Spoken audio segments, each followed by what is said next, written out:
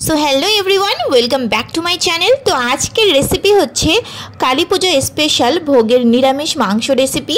तो এটা কিন্তু একেবারে পেঁয়াজ রসুন ছাড়া, আর এটা হচ্ছে প্রাচীন কাল থেকে বাঙালির একটা ঐতিহ্য, যেখানে ভোগের মাংসটাকে পেঁয়াজ রসুন ছাড়া রান্না করা হয় একদম নিরামিষ স্টাইলে। আর এটা খেতে কিন্তু অসম্ভব সুন্দর আর অনেক টেস্টি, আর টাইম লাগে মাত্র 5 মিনিট। তাহলে চলো রেসিপিটা শুরু করে দিই। তো প্রথমেই আমি একটা ব্যাটার তৈরি করব। প্রথমেই আমি নিয়ে নেব 3 চামচ টক দই, তোমরা চাইলে 2 চামচও নিতে পারো। এর ভিতরে দেবো লবণ, হলুদ, সামান্য জিরা গুঁড়ো, ধনে গুঁড়ো। আর এটা যেহেতু পেঁয়াজ রসুন ছাড়া, তো এর জন্য শুধু নিতে হবে আমাদের আদা বাটা, ব্যাস আর কিছু না। এর ভিতরে সামান্য ঘি দিতে পারো, তোমরা চাইলে সর্ষের তেল দিতে পারো। দিয়ে ভালোভাবে ব্যাটারটিকে একদম ফাইন পেস্ট বানিয়ে নিতে হবে। ফাইন পেস্ট হলে না মাংসর টেস্টটা অনেক বৃদ্ধি পায়, অনেক বেশি মজাদার লাগে খেতে। তো চলো ব্যাটারটা তৈরি হয়ে গেছে। এবার একটা কড়াই নিয়ে নিয়েছি, আর তেলটাকে গরম করে দিয়ে আমি এর মধ্যে দেবো একটা তেজপাতা, 2টো শুকনো লঙ্কা, আর দেবো দারচিনি, লবঙ্গ, এলাচ, ব্যাস এইটুকু দিতে হবে। আর আদা বেটে রেখেছিলাম সেটা ঢেলে দিয়েছি। এবার কাঁচা মাংসগুলোকে আমি এর মধ্যে ঢেলে দেবো তেলের ভেতরে, আর মাংসগুলোকে একটু নাড়াচাড়া করে নেব। আর এই যে রেসিপিটা না, এটা এত সুন্দর একটা রেসিপি, যেটা কিন্তু মানুষ দিন দিন ভুলেই যাচ্ছে এই রেসিপিটা করে খেতে।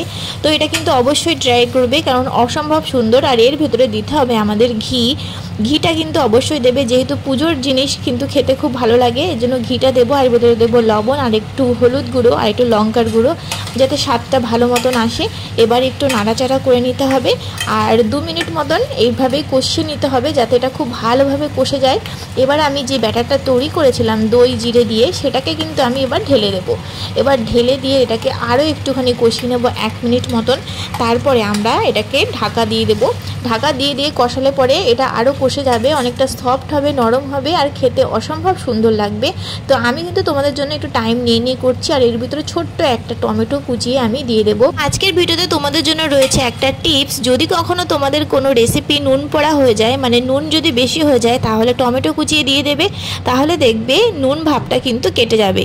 এবার আমি ঢাকনা দিয়ে আবারও কষিয়ে নেব। যত কষাবো ততই কিন্তু মাংসটা নরম তুলতুলে হবে। তোমরা যদি কেউ আলু খেতে পছন্দ করো, তাহলে আলু ভেজে বা আলু সেদ্ধ করে দিয়ে এর ভিতরে দিতে পারো। যেহেতু আমি আলু খেতে পছন্দ করি, এর জন্য আমি আলুটাকে সেদ্ধ করে রেখেছিলাম, আর সেটাকে পিস করে কেটে এর ভেতরে দিয়ে দিচ্ছি। তোমরা আলু ছাড়াও রান্না করতে পারো। এবার ভালোভাবে নেড়ে চেড়ে সুন্দরভাবে এটাকে আরও একবার কষিয়ে নেব, যাতে একদম ভোগের মাংসটা টেস্টি আর নরম হয়ে যায়।